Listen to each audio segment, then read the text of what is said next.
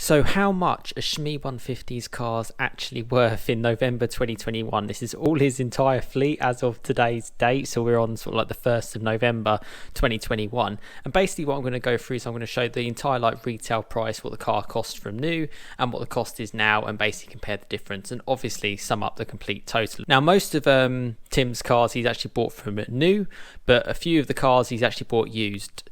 What I'm going on the basis is a retail price of a base spec car and the November price of a base spec car. Obviously the car market's been all over the place. I've kind of shared that quite a lot on my channel, and yeah, let's go through this and let's just start from the top. I hope I've got them all because there's a lot of cars here.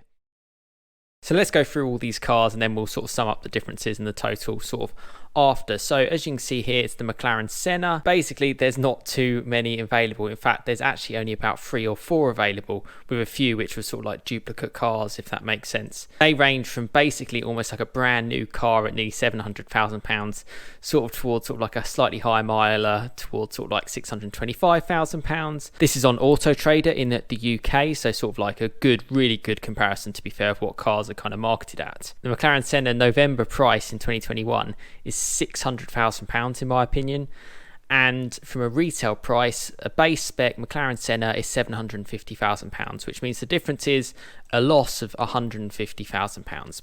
There you go. But obviously the car has been used, etc., and that's just a bit of a gauge on the Senna. Now the Focus RS Heritage. Now this is the car that I'm most interested in, to be honest with, just generally because my channel is a lot about sort of fast forwards. Now this car tops out at £80,000 for one of the cars, and it ranges down to sort of like £79,000 all the way down to sort of £74,000. But that's it. There's only about 3 or 4 for sale, with the cheapest one being £68,000, as you can kind of see here. But that car's done 14,000 miles, which I believe is quite a fair bit more than what Tim's has done. So for me, sort of like a good guesstimate of the car in November would be about £70,000, which is pretty incredible because, as you can see from the spreadsheet, the retail price of this car is £40,000. It's about a penny under 40 grand. And a November price of £70,000, which means he's actually gained £30,000 plus had a car which he'd driven for a couple of years. So pretty incredible on just that front. The next one is the GR Yaris, which, to be honest with you, has had such hype about it.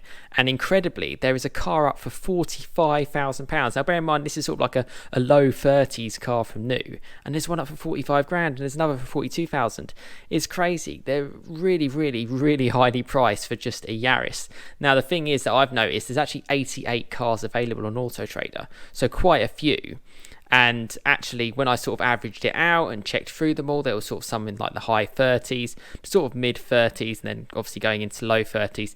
And eventually, the cheapest car that I saw on here was just under £34,000. I'm actually going to be a bit kind because there's so many cars which were up for sort of in the £40,000. I reckon his GR Yaris is probably worth around £35,000 today. With a retail price of that type of car, the circuit pack car is around £32,000. That means a gain of £3,000. Next one, so one of my favourite cars along with the Ford Focus RS Heritage is the Ford GT. Pretty simple on this one. There's one car up for sale and it's £650,000 and it's done 1,300 miles. Now I think Tim's car's done a few more miles, but anyway, we're just basing it on a base spec. It's very hard to judge anymore because there's no more for sale, and because of that I feel it's a safe bet to kind of say his is probably worth about £650,000, which is pretty incredible considering the retail price of that car, I checked as much as I could, I believe is around £450,000, making a difference of plus £200,000 on that car. So that's pretty incredible. The next one is the AMG GTR Roadster, and there's actually only 2 for sale that I could find on Auto Trader, one being £185,000 but with hardly any miles, or no miles basically, and one for £160,000 with about 2,500 miles. Now again, Tim's car's done a few more miles because he actually drives his cars. For me, it's probably worth about £150,000, and with a base retail price of about £150,000, I don't think it's really lost or gained anything, so I've just put 0 for that one. The next one, the McLaren 675 LT Spider. So a couple of Carbon Series cars, we won't include those. £245,000 for one, to £240,000, down to £220,000. lowest being 215,000. Quite hard to kind of judge all of those ones where we're at, but I've kind of gone with just around the lowest one, which is £220,000 with a retail base price of 285,000. That's negative £65,000. But then the car is a little bit older. It's coming up, it's quite a few years old now. I believe actually 5 years, but it's a loss of about 65 grand. The next one being the Aston Martin GT8.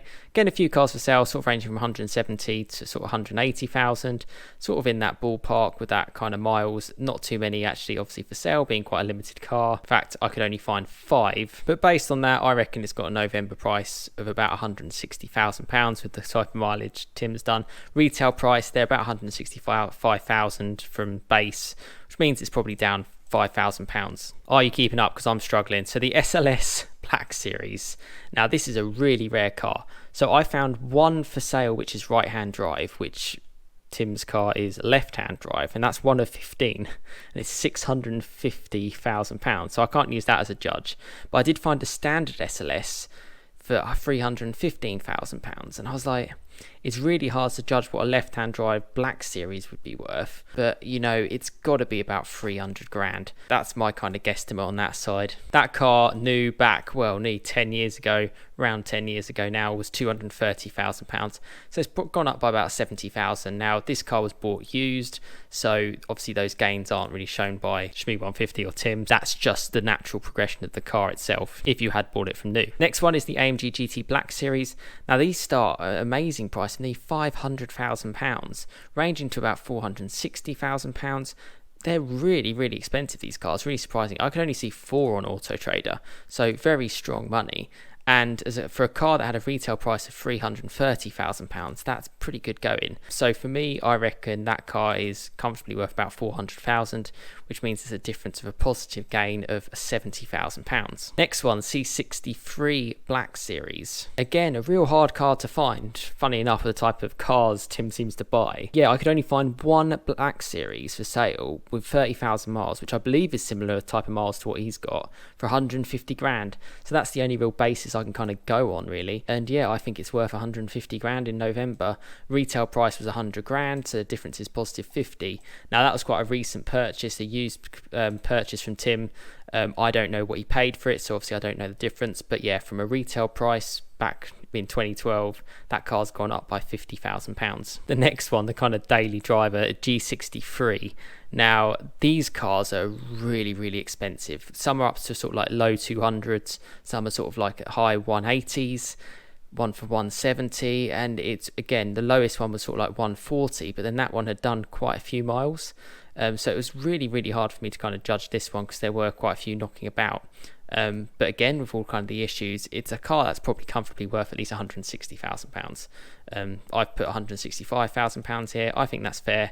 Retail price from base is £155,000. So that's a difference of plus 10 grand, which is, again, pretty crazy. And that's with a car which has done a few miles as well, so it's not like I'm trying to be nice here. So Aston Martin V8 Vantage Roadster, so another recent purchase. I believe Tim did buy this car new, and then he bought it back again real recently, actually this year, as a used purchase. And I pretty much found a car that looked very similar to his in that same sort of blue convertible, 30,000 miles, and it was up for 42 grand. So that's a pretty good gauge on what these cars are worth.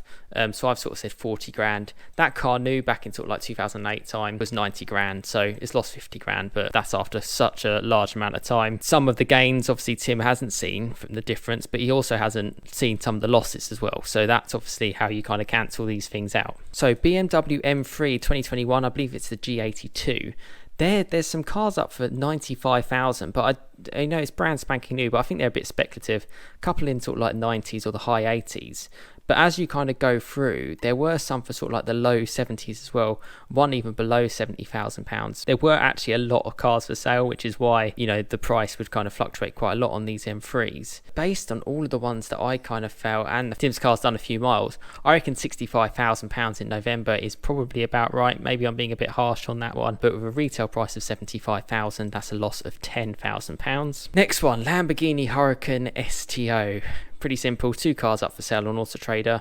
one for £350,000, the other for £360,000. From a base price, retail price, it's about £260,000, these cars, with sort of no options. Based on today, the November price is about £300,000. So I reckon this car's gained about £40,000. So quite a good little car to go into. Last possible V10 being the STO, so quite a clever car to get into. The next car, Porsche Taycan Turbo S. It's quite confusing, these cars, because there's different battery packs and stuff. It's all over the place. But what I can tell you is they hold their money strong, sort of like 160, 150, 140,000. And then it's sort of, after I was checking through so many cars, there was hardly anything dropping below 140,000. I think there was one which was like 10 quid below 140, but that was that. So for me, 140 seemed about fair to kind of put it in that price. A retail price of 140 grand as well, meaning the difference is nothing. So nothing lost, nothing gained, and you've had a car to kind of drive around in. The final car that I can think of is the Ford Mustang Shelby GT500. Now I'm looking at the Auto Trader in America, because this car is a left-hand drive. It's based in the US.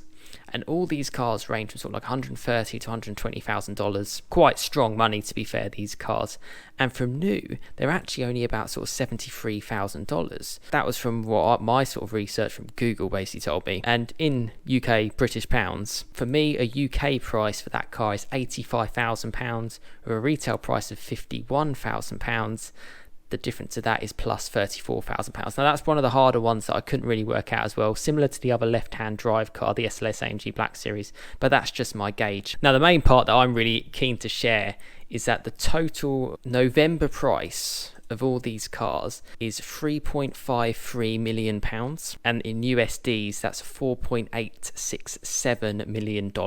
That's what I think all those cars are currently worth at this current time, which is crazy. You know, I followed Tim for a while on YouTube, particularly like the Cayman GT4, the 981, and his stories around the Focus RS. All I can say is congratulations for building up such a collection, really. I mean, that's pretty incredible. Retail price of those cars, about £3.3 million or $4.55 million.